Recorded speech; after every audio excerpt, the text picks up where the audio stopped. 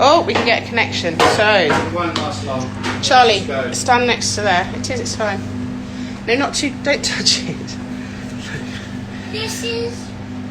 Daddy's going to show them how to skin some pork belly, isn't it? Dad's going to show me to skin some pork belly. Got a mountain of pork belly. Okay, Gossie, what are you doing today? Well, we're going to have to top up our pancetta today. So we're getting a bit low, and it takes a good month for the pancetta to be halfway decent. So we, pork bellies ahoy! So first job is we want these bones out, our rib bones. Will we use these? Yeah. We don't waste anything. I'll show you how we use them later. But the majority of the bone will end up into a nice sticky barbecue rib, which we've got on our bar nibbles for a little snack. And the rest of it ends up going into our stock. Don't go close.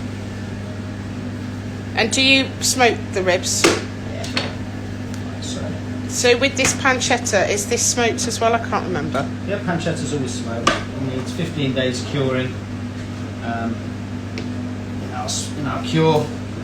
So this trim here, this will go into salamis. We've got a lot of venison and monkjack, so all types of venison hanging around in our freezers at the moment. And they will all end up in some salami for the smokehouse. Charlie, don't stand there. You mustn't come here, darling, because if he flicks it back, that knife will take your eye out. Right, so this is great, this is lovely meat, and we use this for the stock. So that'll make an awesome stock. So I've got various pans here. That's going to be my stock, that's going to be for my trim, that's going to be for my ribs. That's our nice smoked rib jobby. Right.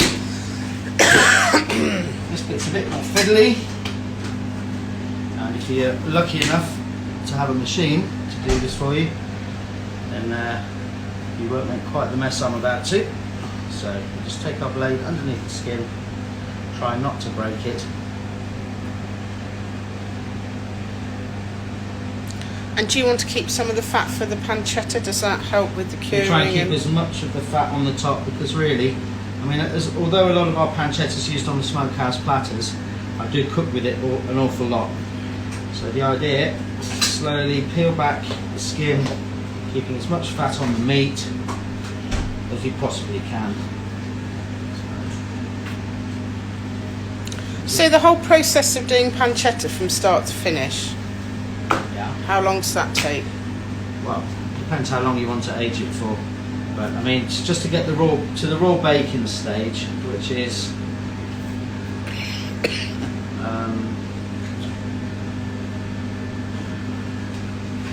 the raw bacon stage is literally just cured with the salt, pepper, thyme, garlic, nutmeg. What makes it raw? Our dog, it's a spice. The reason why the dog was called Nutmeg by the lady, Charlie, is because of his colour. The colour of nutmeg is the colour of nutmeg. So, Nutmeg the dog and nutmeg the spice.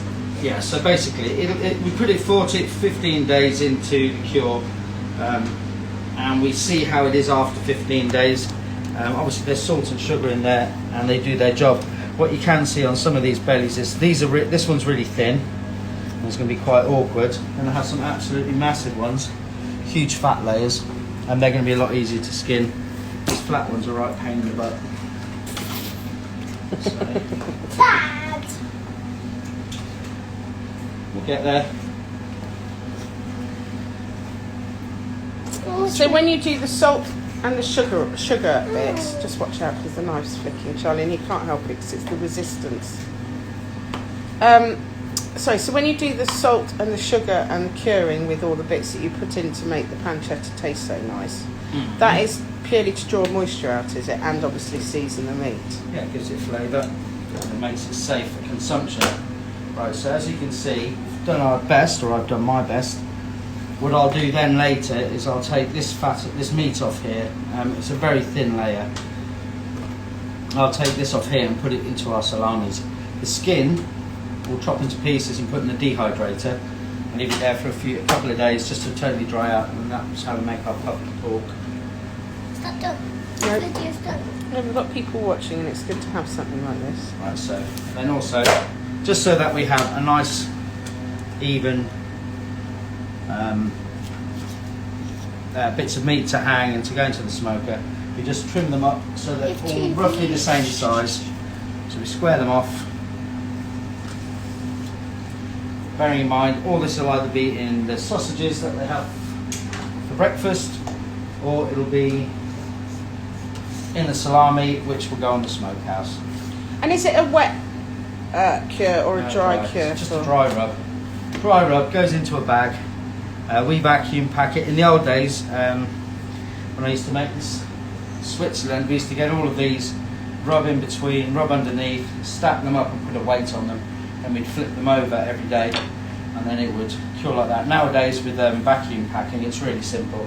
So we can just put these in 2s or 3s into the bags, seal them up, and then just let them do their thing. It helps. It makes it a lot safer. There's less bacterial spoilage, and it's just a really, really easy way to cure them now. So curing isn't just about flavour and drawing moisture; it's also about making it hygienic, killing bacteria. It's got to be safe. I mean, Yeah. this meat needs to be served at room temperature. You leave any other normal bit of pork out at room temperature for 2 or 3 days. Yummy. And and it's gone off and you don't want to eat it. So Okay. yeah, and we just repeat the process again. Keep thinking it's got some more that have joined us. Fab. What's this done? How much moisture? So when you start, Yeah. how much moisture did you actually, when you got the finished product? Do you know how much moisture have you lost out of that piece of meat? That all depends on how, where, and how long you age it for. So it depends on the time of year. I mean, for us, we put ours into our walk-in fridge and we let it age in there. Right, here we go. So we age ours in the fridge, especially during the summer when it's super hot outside. If you're lucky enough to live in colder climates, you can hang it outside in the shed, as long as you've got it in a good fly cage. You can leave it out there. Once it's cured, it's safe. So, I mean, for us, 6 weeks would be ideal. So we take these out after 2 weeks of curing. Then we hang them for 2 weeks so that we lose a bit more moisture. By the time we finished it, we've probably lost about 40%, because then we hang it for another 2 weeks after we've smoked it. Hang it for another 2 weeks to continually let the moisture draw out. But that's what gives it the sweetness. If it's full of liquid and that, it doesn't intensify the flavour. A good pancetta should be semi-dry, not have too much moisture in it, and just be nicely aged. You can smoke it or not smoke it. We prefer to because we get a better flavour.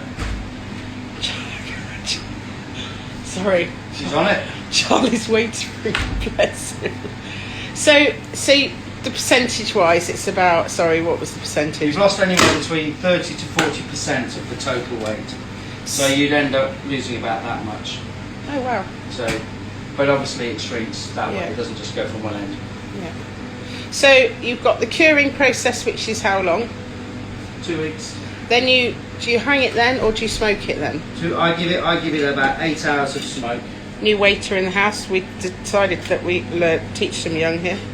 Well done, Charlie. Sorry. So it's 2 weeks. Then you hang it for. So the process is do this, you cure it, then you. And I smoke it for about 8 hours. 8 hours, and then you hang it. Yeah, and then we hang it. And like I said, if it's particularly warm or particularly cold, it will depend. Again, if you have a drafty place to hang it, it goes a bit quicker. Roll. You don't want to hang it out too hot. I mean, anything above 15 degrees is a bit too warm to be aging anything. So you put it in a fridge and just take a bit longer to do it.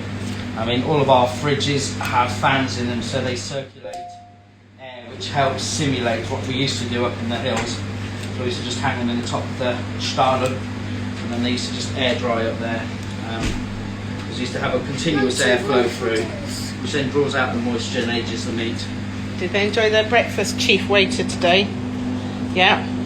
So what do we do with those plates? We have to put them where the washing goes, and you put the cutlery in the big bowl, don't you? Yeah, and then the napkin goes in the bin. So put it up there and then...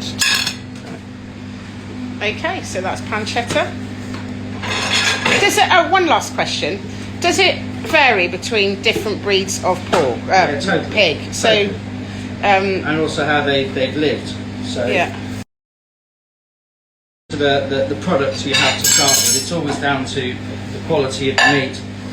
If you have a horrible fatty animal, you just end up with more fat than you want. If it's not had a good life, it tends to be quite placky and watery. These are nice. So They're lean. They're fairly lean. You want something that's had a bit of age, not sort of one of these fast-produced, mass-produced. No, slow grown, and if you get a slow grown animal, you have much better quality meat. Always. It doesn't matter what you're eating. Anything that's just been pumped up on steroids or